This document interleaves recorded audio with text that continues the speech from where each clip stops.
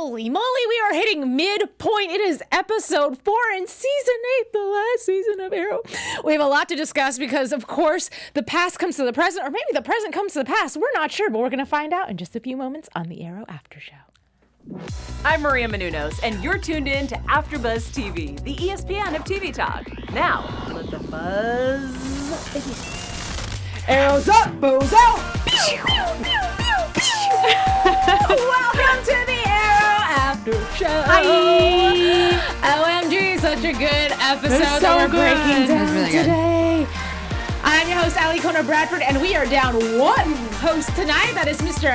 Matt Mort, 2 T's, 2 R's. 2 T's, 2 R's. We love him. We'll talk about that later, but of course, I have fabulous ladies with me tonight. Hello. So say hello. It's Olivia de Bortoli. I'm Olivia. And I'm Carolina Bonetti. Yes, ma'am. And you are co-hosting with us. Don't forget, this side of the table belongs to you. So if this is your first time, join us in the chat right now, live. And if not, just go onto social media, hashtag everything ABTV Arrow in the future. We will find you. Or just leave comments below. That works too. Either way, this show is your show, not just ours, and we want to hear your opinions. So we're going to start with hashtag who I love to hate. So co-host in the chat, start now. Let me know. I'm in the chat already. I see it. Yeah, which actor was so good at being bad? Yeah. You love to hate them. Love them. So I'm gonna start at this end of the table. Go ahead, Carolina. For me, it was John. Yeah. Okay. I felt like it carried through the entire episode, and it kind of was like this negative point in the episode where he couldn't appreciate the love that he had found in his son Connor. And I mean, I get it. Finding out that your other son is a murderer is not peak Kind of sucks. Yeah. for parenting information of the future. But also, they know how the timeline continuum mess ups go. I mean, he has a son now instead of a daughter because of Flash. So why are they telling them the future? I couldn't get over that. So I kind of hated the plot line of telling them the future. Oh, that's who I love to hate the most. It wasn't even an actor. It was the plot point. But then they can change it. My who I love to hate is the Monitor. Because I don't know if you saw that last scene of him telling Laurel to become bad or to betray Oliver. They just, why? No. Why? You know, I was going to hashtag who I love to hate John Diggle too, because he was taking me off a lot. I get it, a lot to absorb, but still.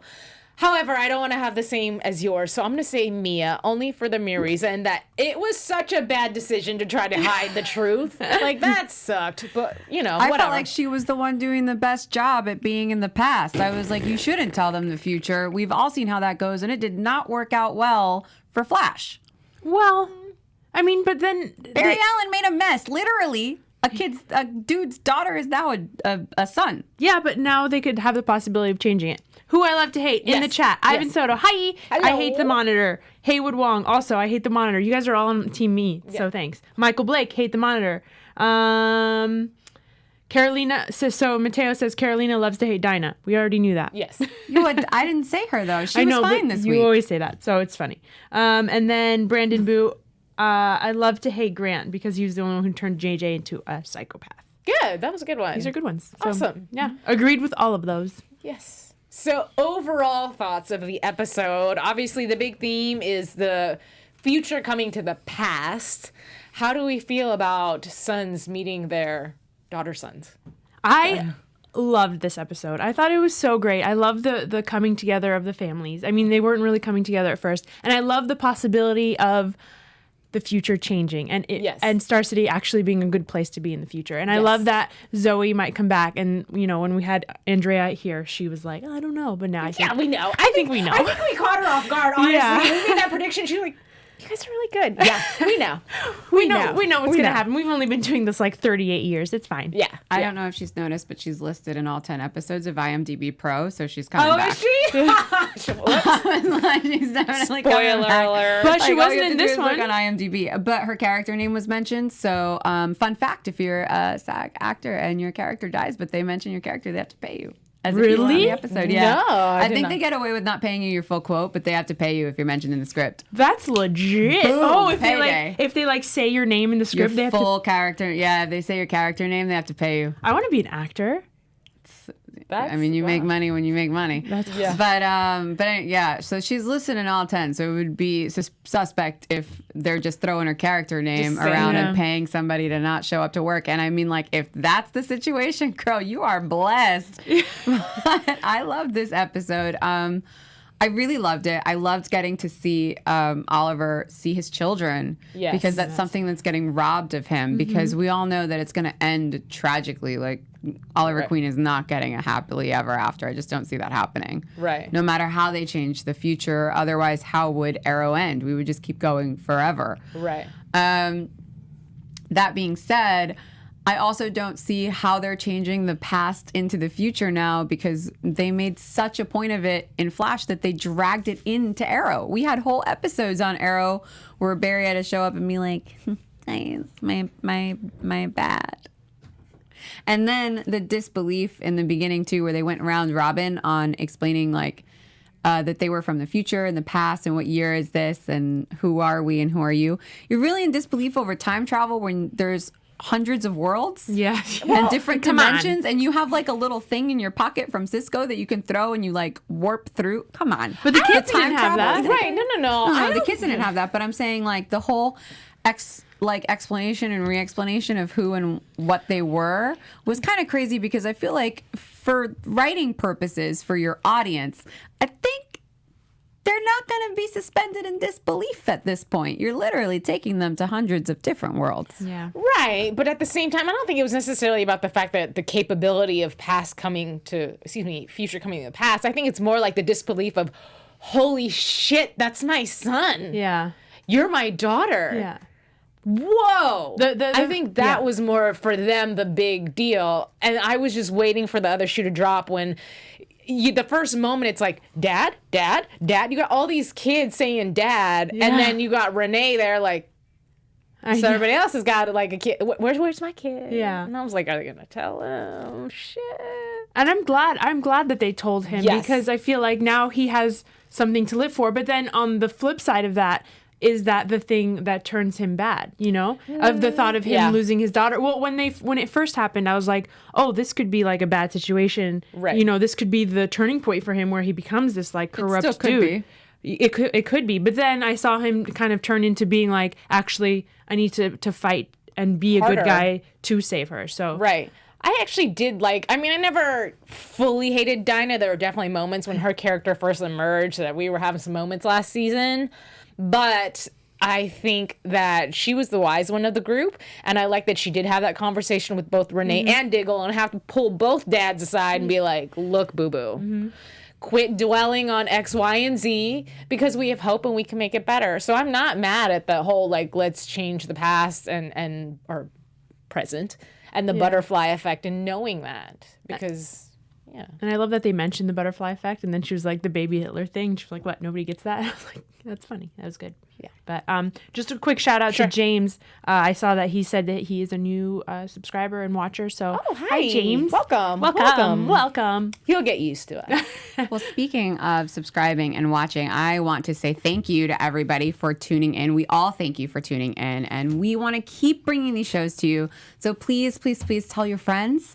Give us some love down below. Tell us how much you love us. Check us out on iTunes. Get in there and let us know on the show pages that you love us and tell your friends so that we can keep bringing you a show every single week because we love you. Yeah, and leave comments. We're all in the comments.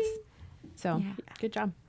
I do want to break down a little bit more of the Diggle and Connor relationship because if you really look at the psychology behind being Connor and all the guilt and weight that weighs on him when he gets to meet Dad and to have that rejection...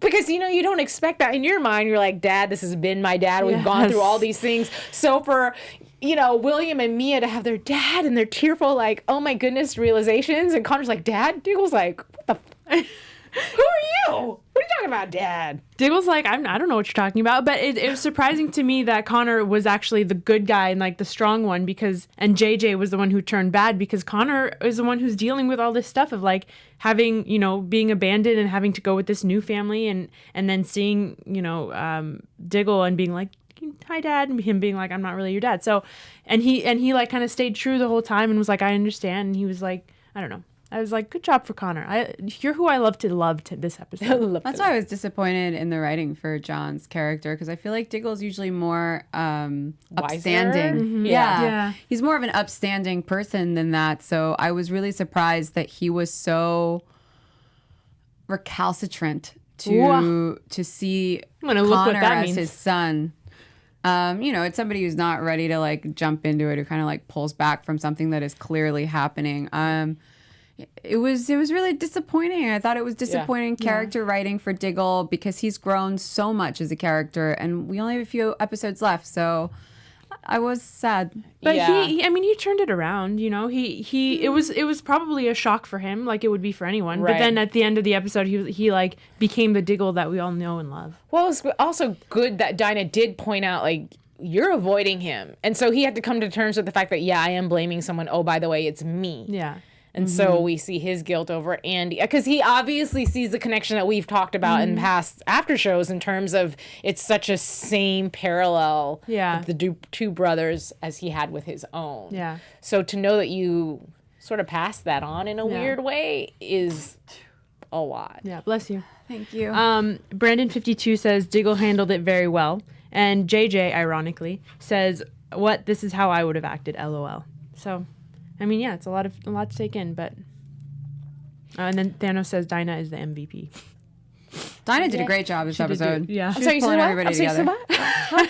What? She said Dinah did a great job. this Oh, okay. I episode. thought my earpiece broke. Okay. Great job. I mean, I give credit where it's due, and I'm glad that they're giving her character its time to shine, because I was really tired. It's not that I dislike the actress, and it's not even that I dislike who Dinah could be. I disliked what they were doing with her all of last season, and I haven't been that crazy on board with her this season, because I feel like she's hit and miss. Although we didn't really have to deal with her the first episode. Yeah, we haven't seen her too much. Yeah, right. So I've enjoyed it. But that being said, can we talk about Laurel? I'm so sick and tired of them constantly making her evil. Like, Black Canary is not evil in the comics. She does not make bad choices in general. What the heck is going on? Why is she constantly the scapegoat? Well, she seems to be doing pretty well in this episode. She wasn't like evil per se. She just admitted that she thought that. No. I mean, at the end when the monitor is like, "You will betray Oliver." She didn't say yes. We don't know what she's going to do. That's not her fault he approached her. Yeah. She's going to say yes. You could see it in her face. I'm just like, come on. You don't know if she's going to say yes. I hope she says no, but I just feel like she's always the scapegoat. And I'm like, Katie Cassidy, girl, I'm sorry. I don't know why they do you like that, because you're so great and your haircut is the MVP of the show. I'm so obsessed with her hair.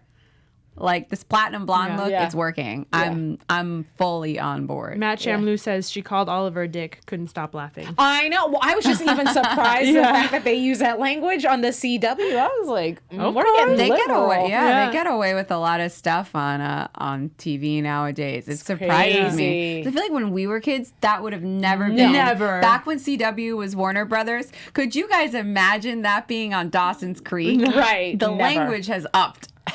Crazy. Yeah. But do we like her this episode? I mean, I loved her. Okay. Yeah, no, I loved her. I just was really sad when I felt like they're making her the scapegoat all over again.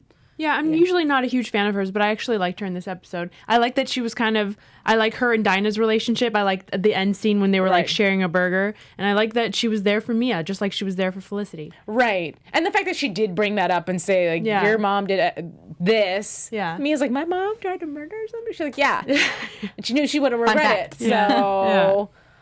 And I like the conversation that William had with Oliver, too. Yes. I mean, let's talk about Oliver. He's in such a different place this whole entire season. And I think because he knows that his fate is that he's going to, quote unquote, die, every moment matters to him. And he just seems so somber. And every time something happens, it's like this puppy dog look that you're like, oh. I feel like he was so cute this episode, the whole time, just be like, oh. And then, like, the whole everyone in the chat is talking about the coming out scene with William. That was That was the sweetest moment. He's like, we knew, bud. I was like, it's so cute. I actually wrote that down as one of my favorite scenes of this whole episode. And I want to give a shout out to the director, Kristen Windell, Windell, Windell, Windell.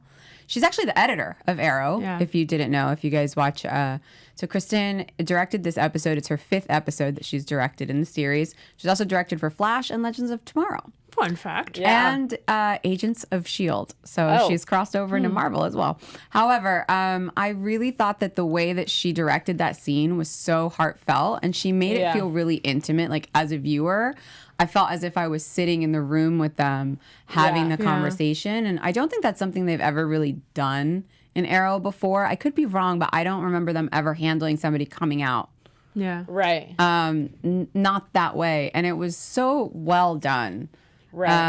And that's the response you wish every parent could give their kid, Yeah. you know? Right. It was really beautiful. So kudos to CW, kudos to the writers and to the director. Yeah. I just wanted to throw it out there and be like, round of applause for you guys. This is fantastic. And Gracie and Ryan says it was hilarious when Ollie thought William had kids. It was so funny. He was like, "Oh, you have kids of your own?" And William's like, "No." He's like, "They're blessings and all that, but nah." Yeah. Whatever. Or He was miracles. like, but no. No. That was funny. I did like, though, when Oliver.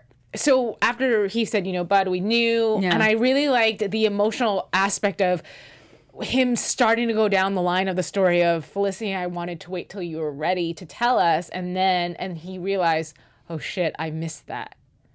Oh my God, I'm so sorry. Yeah. And I think a lot of that happened this episode, and it was nice to see William not necessarily be the parent, but be the person of wisdom when it came to dealing with Mia, which. I mean, that's Oliver dealing with himself and learning how difficult it is to deal with himself. Yeah. But William saying, like, no, I wanted you to fight harder to come see me, and you sort of gave up. Yeah. So don't do that with her. She needs you. And I was like, I like this a lot. Yeah, it was really sweet. And I like that, I just liked all of the relationships that, like, with Echo Kellum coming back and just like, I don't know. He was just such a good dad this episode, and we haven't really seen that of him ever. So. Speaking of dads, we have Slade Wilson's son, who is the big bad. And I thought JJ came back to the future. Gosh, doggy. This episode's got me messed up. But you know what I mean. Confusing. Yeah. You thought JJ came from the future into the present. Thank you. There we go. Sure, why not? That's what we His thought. past, our present. Yes. Yes. Yes. So when it was Grant, I was like, oh. And then I thought, this show, bless this show. When y'all cast sons and daughters, Slade does, okay, Grant's mama must have been like real Caucasian, because he looks nothing like his father. Nothing. Manu Bennett, but they do have a similar accent. So I was like, okay, I think you may have studied the other actors, so good job for you. Yeah.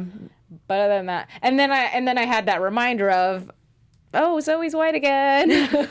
Hey, girl, Yeah. Yeah. She's, straight-haired little Caucasian girl. But, And I know, so last week, some of our co-hosts in the chat were like, why don't you ask Andrea? And we're like, no, we don't want to be disrespectful. Like, she's great. She got hired because she's talented. She made a wonderful Zoe. And she has nothing to do with the decision makers who decided. No, actors have zero. Yeah. Actors have the least amount of power of anyone on a set. Yeah. Like, honestly, the lighting people have more power than the actors. yeah. Like, that's so true, though. But the casting is interesting. But they did a really great job with Mia. Oh, yeah. Yes. Yeah, Mia yes. and William are like fantastic casting. They definitely look like they could be Yeah. their children. Right. And then they just quit on everybody else. They just quit. I mean, I don't think adult William looks like child William. No, I don't at all. No, but he does look more like adult Oliver. Yeah. So Right. there's that. Right. He gets some points. Like at some point he's a billionaire. Plastic surgery is a thing. I doubt he had plastic surgery. But No, I mean like in the show. I know, no, Yeah, that's what yeah. I mean. That's what I mean. Not in real life. I didn't mean it that way. No, we know. But it is cool that he grew up to be super successful. And Yeah. again, Oliver has that moment where like, oh my God. Billie Jean Girl agrees with you. ALikona, I thought the same thing. Zoe's white again. Right. Whatever. It is what it is, I guess. We'll get through it. Yeah. We liked Renee this episode. Yes. I liked Renee this episode. Yeah. He had his little fit for like 2.2 seconds, and then he got over it and turned into like Team Yeah. Hope, and we're going to change things. Yeah, at first when he started his fit, I was like, oh, here we go again with the old team being like real annoying. And then I literally wrote Renee LOL. yeah, it's like why? I can't with his attitudes. It was really sweet to see him with Zoe when they were, I don't know what they, ice cream. The ice cream Yeah. Yeah. And I kept thinking, okay, so now he's going to go through the rest of his life cherishing every single moment and trying to shelter her, which again, he even brought up. So thank you, Renee. But he didn't. At the end, he realized, and I was like, good. Everyone is like realizing what they're supposed to be doing. They're going to do the right thing and they're going to change the future. And then adult Zoe will be back again. Well, maybe maybe this is what they needed to hear to realize that all of these petty power struggles that they've been having with one another isn't worth it because it doesn't fix anything. Yeah. Right. Yeah. Matt Shamlu says, anyone shipping Curtis and older William? No. That's a little weird. It's a little weird. They're very, very different in age. And also, Curtis is married. And he has a great beard. And Curtis knew him when he was like, how old was he supposed to be? 13 No, that's or 15? gross. No. Somewhere. Yeah, that's a little weird. Nope. A little strange. Don't like it. I mean, it's cute that William is jealous of his life and like, oh, he's got the perfect everything. But don't worry, William, you'll get there. Yeah. It'll happen one day. I like the William also, though, said to Oliver, you know, I've had exes tell me that when I'm thinking and da-da-da, I tend to brute. Like, Dad, wonder where I get that from. It must be weird also hearing your son for the first time being like, oh, yeah, my exes. I'd be like, what do you mean? Yeah. No, don't date people. Yeah. You're my little kid. I don't know. This is probably such a weird moment for Oliver in general. Just like his Everything. Just Also, all the it's things. serendipitous, though, because if he is going towards death, how many people can say that they would have had the opportunity to speak to their children? Yeah. Right. You know, and leave them with something that they can remember, knowing that you're going to be gone from their lives at such a young stage. Right. It was probably weird, but it was probably really awesome at the same time. Well, and great that he got to say the things that he needed to say to Mia, not even just for himself, but for her as a child who felt that her father abandoned her, abandoned her, chose to be a hero over A father. a father. Yeah. And it was like such a great moment. And I feel like it's a recycled line from like another movie or something where she said, you know, you're just another guy standing in my way. Yeah. You're not my dad. It totally is. It's from something. It's from something. Oh, I don't know. She Oh my said God, it's that. in 27 Dresses. You're not my sister. You're just some girl who broke my heart and tore up my mother's dress. Anybody seen 27 Dresses with Katherine Heigl? Yeah. I've seen it. How I you don't quote it, remember- I don't know. I don't remember any quotes. The more you know. Well, you know, I think James Marsden's really hot, so I've seen that movie like at least 800 Yeah. times. But Yeah. anyway. Yeah, I digress. Grayson. The more you know. There you go. Apparently, Gracie. I've been saying Grayson wrong. It's Grayson. Anyway, he or she, he says my heart broke for him when Mia went off on him, and it was so true. Yeah. Yeah, like. But also, I think it was healthy for her. She needed to Yeah. get that off Yeah. of her chest Yeah. because that's how she's felt, and she's pent up all this anger. So in a way, it's like good therapy for Mia. Yeah. And I think it's great writing too, because that is an honest approach to how a child would feel. Yeah. Because when you Yeah. are a kid, you have to come up with your own conclusions. There's nobody to be Oliver's side. And Felicity can say all that she wants. But when you're a kid, again, you see things from your perspective. Your brain is not capable of seeing things from other people's perspective Yeah. yet No, because it it's isn't. still developing. Yeah. And it's a story that you told yourself that stays with you into adulthood. Yeah. So, yeah, it's excellent that she did get to release it, say Yeah, it, and that at was least good. he got to say Now they can his work through it. yeah, his point. Yeah, and calm down. He's saving the world, the entire world, and not just his world, like 12 other worlds, or like Right. 100 other worlds. Yeah, So I stop think it. I think There's like a bazillion. I don't know how many. There's a lot. Let's talk about her fight scenes though, too, because well, first of all, she was trained by Nissa. We knew that, but it was Yes. just cool that she threw that to him, and I'm sure though there was no mention of it, I'm sure for him he was like, well, okay. Yeah. You know? And to see them fighting side by side was super That was cool. really cool. That was a great Easter egg, I think, for the fans. And Yeah. also, like, great, man. James Bamford always with Yeah. the fight scenes. Yeah. They're fantastic. Yeah. And I felt like their fighting styles were very similar, and I don't know if they did that on purpose or not, probably, but like you could see that the way that they fought was very similar to each other, and just like seeing them do it together was just like, this is such a good moment. Well, they're both trained by Al Ghul's. Yeah. Yeah. Of course. But the moment that got me, it's so stupid and so minor. But when she pulled back her bow and released, and it was like a slow motion Pantene commercial.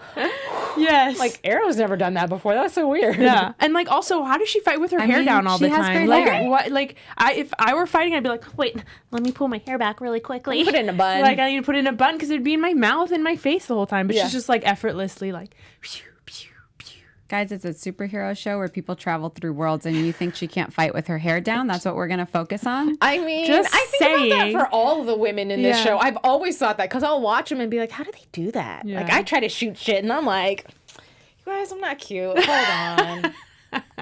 I know. Yeah, same. But I guess, they're time traveling. So what else can we expect? The hair is the least of my prerogatives to talk about. Yeah. Ivan Soto says Oliver and Mia also wearing green is super adorable, or is adorable. And I was like, Oh, she wearing green? I thought she was wearing black. I thought so too, but maybe she was wearing, maybe there's like a hint of green. I think there was Her like, arrows are green. I think her arrows are, I think there was something green happening. Interesting. But yeah, I agree. That's super cute. I also want to just briefly talk about, because I think we should get into, we still have plenty of time. But I was going to say, I like the closing scene when we're coming to this conclusion and Renee is wrapping up the show in his VO and just talking about the hope and the Glades and how they felt, which again, Arrow is really great about involving like real world politics, for lack of better words, into their show. And I think every community that's not the super rich, aka the cancer of the world, according to Grant. But anyway, has that moment where they need someone to say, like, we're done being forgotten about. And people gave up hope on us, and we keep on letting them because we make that excuse of like, it'll get better in the future. It'll get better in the future. So this whole thing like gave him a kick in the butt to say like, forget the future, let's make it now. Yeah.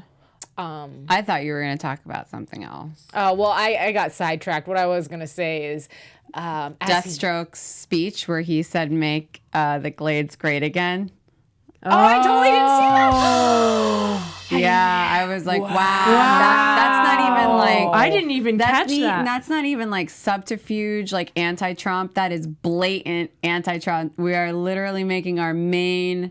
Well, semi-main, because the dark monitor is like the main one, but the anti-monitor, anti-monitor is like the main big bad, but making the big bad say the president's go-to quote. I was like, well, if you had any doubts where the entire writing staff and production team network was on, I think you know now. Right. Yeah. We here in Hollywood are very liberal. We incorporate it into our content. Wow. I didn't even realize that. That went right over my head. No, yeah, he said it, and I was like, well, they're not playing around with this upcoming election. Nope. Good. No, I mean, it's great. It is kind of like, in a way, the whole idea to make anything great again, this isn't a political spiel. Just let me clear that out. But the idea to make anything great again says that it was tarnished in some way. Right. And I don't think that people or ideas get tarnished. I think people can lose their way. And I think people can need help. But I don't really think that you fall from greatness. Like, ideas don't go bad in this. Do you know what I mean? Mm-hmm. You can't really measure people in greatness with air quotes, I say. So I thought that was a really good thing, because what does that mean? What does that look like? And when we look at the future, it doesn't look like anything great. Right. It was a lot of corruption, worse than things are now. Right. Just rampant with greed. Right. And all the people that weren't seen, it just grew versus spotlighting people that needed help. So I thought that they really did a great job with Renee's speech at the end, bringing it round robin, full circle of him saying, let's start with hope now, today, not waiting for the future or for something else. Let's start with programs that help us build up our community versus saying the Glades are trash. The Glades aren't trash. They're just neglected. Right. Yeah. So I thought that was just brilliantly done. Right. It's a great analogy. Yeah. But how disheartening to be fighting for something your whole life. You have Oliver and Diggle and Renee, all of them fighting to make the city a great place, even these past few seasons. So to have someone from 2040 come and tell you that the city just is garbage. yeah. Like, See, but here's the thing is I think that also brings full circle what happened last season and the season before that is they've been at each other's throats for so long that they've lost sight of the bigger picture, which is saving the city. They're just at each other's throats with all these little power battles and personalities and points of view over the right way to get it done and the best way to get it done versus saying, you know what? We all want the same thing. How can we work together to get it done? Yeah. And I feel like that's also a really strong message. And that's the message of this episode, tying together the seasons that we've been watching. Right. We all want the same thing. How can we all sit down and talk to make it achievable? right. I see you keep looking at your screen. Is No, there anything going on in the chat my that you screen wanna is say? actually frozen, so I don't know what Oh, anyone's saying. oops, sorry, guys. I know, it's gone. But yeah, what I was going to say, when he first started Renee's speech, I was like, it kind of gave me a little bit of a sour taste in my mouth because I knew like what he was going to turn into in the future. But then I was like, okay, well, But that could change. it could change. But when he started, I just remember thinking, being like, man, don't get up there and start talking all your stuff that you've been saying because I know you end up bad. But then I was like, okay, actually, we can change this. But also, too, the cool thing is those kids came back and tell him why he turned bad. Yeah. This happened, and you allowed this to influence you Yeah. because of the corruption. Cool. Well, then let's stop the corruption now so I don't get myself into that position Yeah, in the that's me. future. Sorry, it finally started working all of a sudden. Oh, that was me talking. Yeah. Hi, me in the past. I'm time traveling. This is so cool. Woo, it started. Okay. Ooh, okay. Oh, all right. Where I was going with all of that, which developed into a really great conversation, so thank you guys. Yeah. But really, I was just going to say we wrapped that episode with his VO, and then we get to see everyone coming together because we did have that moment with the two canaries after finding out that there is a canary network. Which Yeah. I love. Yeah. I love that Yeah. moment. And so it's like them going like, well, let's start this now, you know? Yeah. And then you've got Diggle and Connor duking it out with the sticks, and I was like, Matt Moore would my be God. dying I'm right now. so sad Matt wasn't here for this episode just I because know. of like A, what we're going to show you in Guys, you Archer's know Alley. he was screaming and B, at home. because of what that fight scene was. Like, come on. Matt would have been screaming. Oh, well, he's not here. Right. He will but be when he wish sees him it. well, you guys. Hop onto social media. Tell him to get better. He went out of the country, came back, and then just did not feel very Just good. food poisoning. Yeah. Poor guy. So anyways, we love him. We'll send him all our shout outs. Okay, so my chat's back up. Yay. Brandon says, I noticed that the monitor hasn't asked Oliver to do something new yet. So what do we think? Why is the monitor not saying anything to him? I feel like the monitor, because he is a quote unquote god, Yeah. he hears all and he sees all. So he knows already. Santa. Yeah, he's in the process of being betrayed. Oliver's out to stop him now. Yeah. So he's obviously lost Oliver to his lie. Yeah. So maybe he's like, all right, cool. Well, you're going to die anyway. So you just run amok, try to stop me. You're not going to. But hey, let me enlist somebody else because he's already worked with Lila. We know that from past episodes. And now that to me, that short scene solidified his intent because already Team Arrow was speculating he could be bad. Yeah. But this is like that absolute positudinal, you're a bad guy. Yeah. You're asking us now to betray him. So that now makes me question, what the heck did he bargain with Lila Yeah. for? Anyway. But could Interesting. the anti-monitor and the monitor be two halves of the same whole? Could be. Okay, another question that the chat has is when will the kids go home, basically? Or are they going to go home? I don't know. I mean, we obviously know that they're going to be in the next episode since we saw Yeah. the preview for next week, which is They're great. going to Russia. Looks cool. Yeah. Maybe it looks they're- like sorry. No, you go ahead. It looks like Oliver takes a shot for Mia. Yeah. So Yeah. Maybe they're going to stay together until the crisis. That'd be great. Maybe they don't go home at all. that'd be don't know. great. I'd be down to see them go through crisis as well. Let's add all the superheroes into it. Yeah. All the superheroes. Yeah. All of them together. That would be crazy. That would be wild. Anyway, that's all. Well, I feel like we covered most of the show. I know we have Archer's Alley. We've got some really cool tidbits in that and our news and gossip. So we're going to go ahead and do that. But in your minds, get prepared for those predictions because you're going to have to post them in the chat. Yep. So let's go Archer's Alley. Hi, guys. So I want to thank DC Comics first and foremost. Last season, I don't know if you remember, but they sent us boxes and boxes of Arrow comic books from New 52, from the new timeline. I've got original Arrow comics, all for you guys, for Archer's Alley. And this week I decided to bring in some of the comics that are actually... I know. I know. Hello. Hi. So if you're watching the podcast on AfterBuzz YouTube, you'll see that I've got some photos of the actual comics. I'm going to describe them to you for everybody who's driving in their car, listening the next day. It is...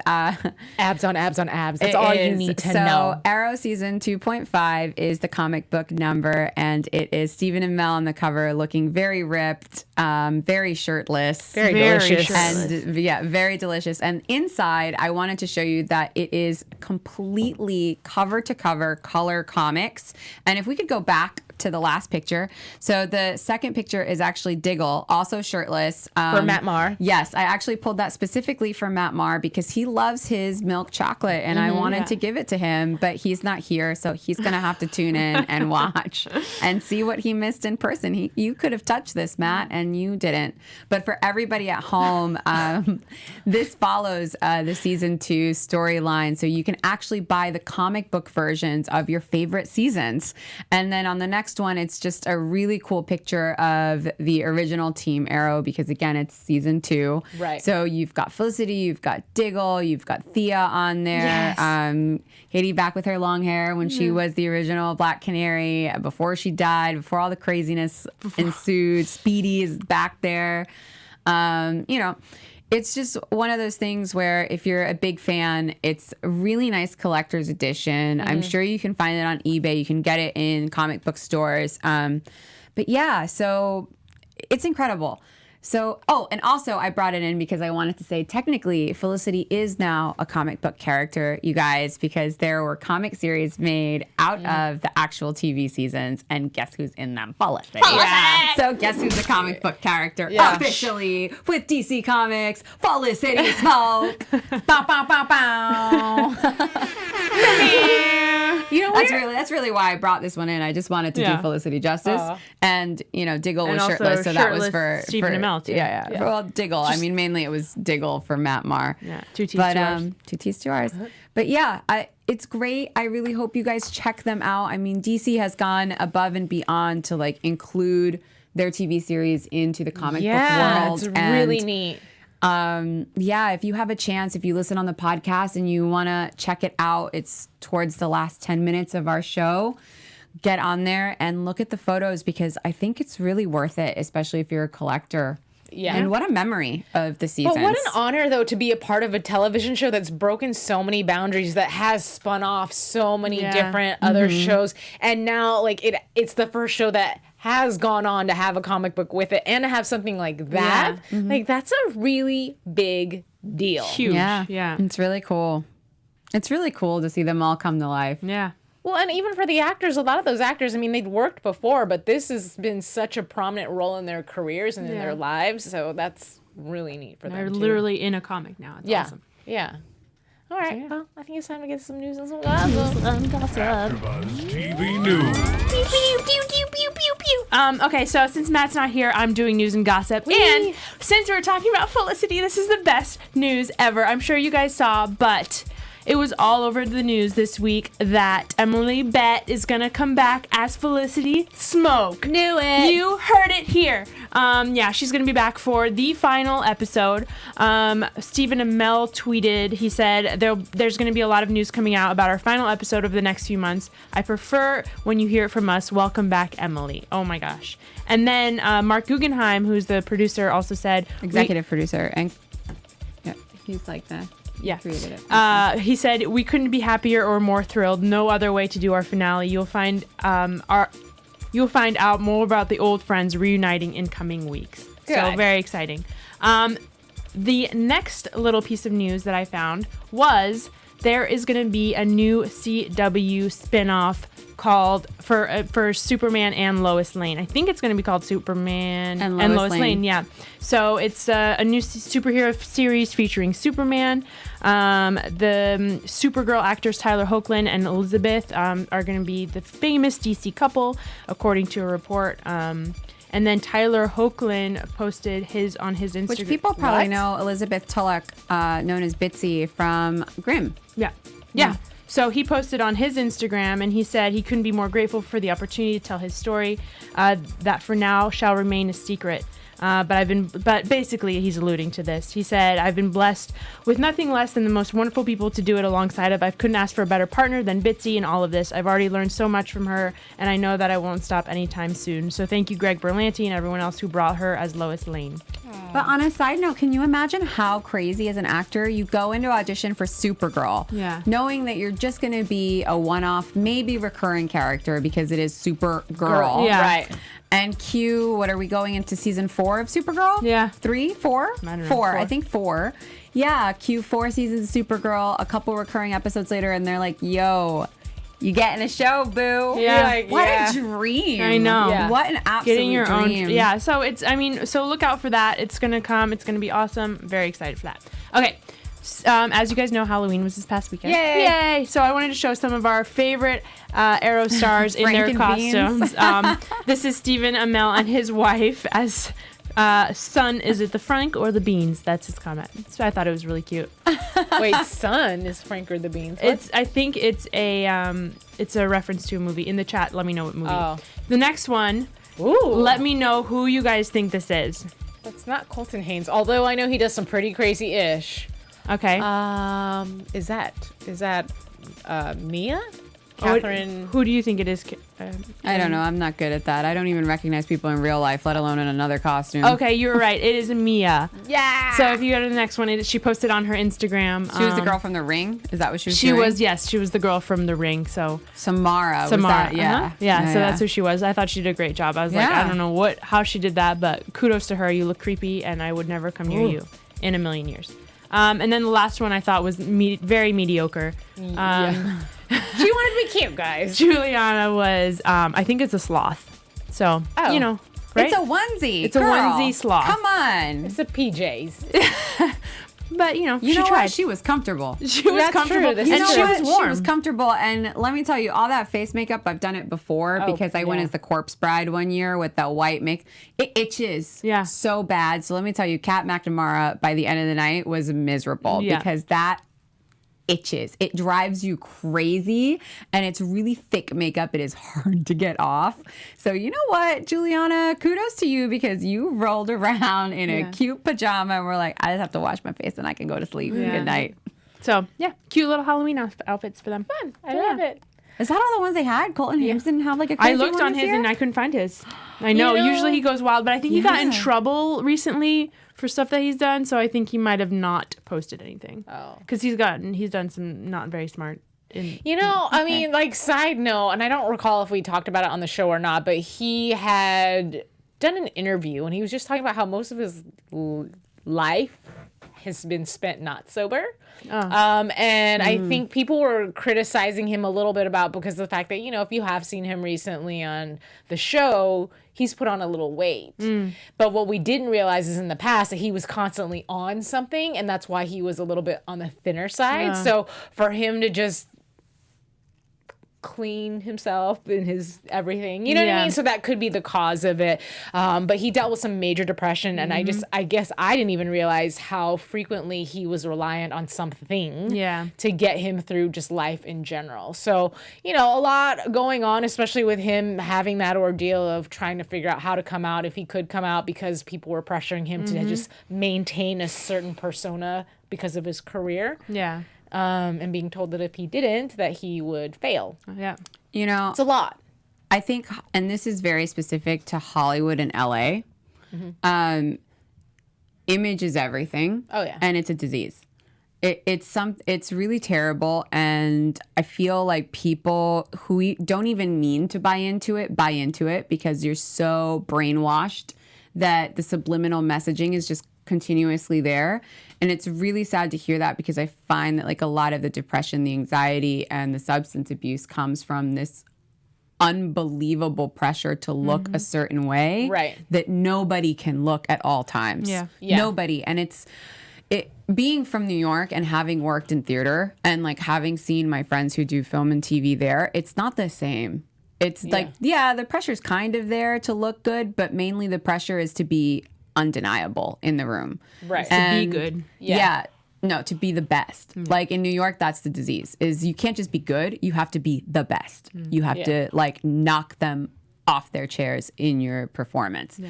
And in London, it's really about the craft. You know, they put so much stake into people's resumes, into where they trained, who they train with, where they're working, what projects they're taking. And in LA, I mean, I know people who literally don't even know the lines, but because they have the look that is currently in demand, they're like, I don't even know the lines, and they gave me a lot of words. I really hope they don't change the script when I get there. Verbatim, I know a girl that said this that worked on a show. And she works all the time because she's stunning. Yeah. But she's not very good. She ain't going to win no awards ever. I'll tell you that right now. And beauty only lasts for so long. And this is why a lot of these people, you see them work a lot in these like teen and 20 years, and then they fall off because Hollywood banks so much on looks and they don't invest in the craft of their actors. I'm not saying that this is happening specifically on Arrow. I just mean in general in Los Angeles and Hollywood, this is a disease. And if I can break it in some way, shape, or form, even a little piece of the world, I will. Yeah. Well, I'm glad that Colton was able to step out of it and, you know, talk doing about better and talk about it. Yeah. And now he's working and he's doing better, and he's, you know, he went through so much, and now he's on the straight and narrow. So, and he's still working. So I think it worked out for him. I'm happy for him because he seems like a great guy. Ditto. Yeah. So let's get into predictions. Real quick. Yeah. This is an incredible email that we just got on the Arrow production chain from Matt Marr saying, "This week I'm gone and we have a Diggle shirtless." Yeah. Yes. Sad face. Shout out to Matt Marr. No, I know. Not only a Diggle shirt. Sorry, you continue. No worries. Not only a Diggle shirtless, but a Connor shirtless too. Yeah. Fighting. Oh. Anyway. So, well, I mean, we sort of got the AfterBuzz prediction. AfterBuzz. So let's just get into it. Co-host, you had an assignment. Did they? They did not follow through. They were but in their defense, they were following our conversation. Okay. So okay. I'll they're up to date with us. But now, give us your predictions. It is time for the predictions. TV prediction. Okay. Well, we saw in the preview that obviously the kids are still there for the next episode. We saw that they're going to Russia. So I predict we're going to see Anatoly. Is he still alive? Wait, what's going on? Hold on. It's been a while, people. And going along with the timeline too, season 4, episode 4. What did we get from season 4, Curtis? Season 5 will dictate a little bit of what happens in this 5th episode. So that wasn't a really good prediction, but that's a... Go back and do your homework, rewatch something, they did say. And then you'll know what's going to happen. No, but you're right. They did say that every season is every episode is an ode to a season. Yeah. My prediction is more of an overall prediction that I don't think that we know the whole story of the Monitor, and they're going to peel back this onion bit by bit with every episode. Like we got the little Easter egg of him at the end, and I don't think that the Anti-Monitor and the Monitor are all that different from one another. All right. Interesting. Yeah.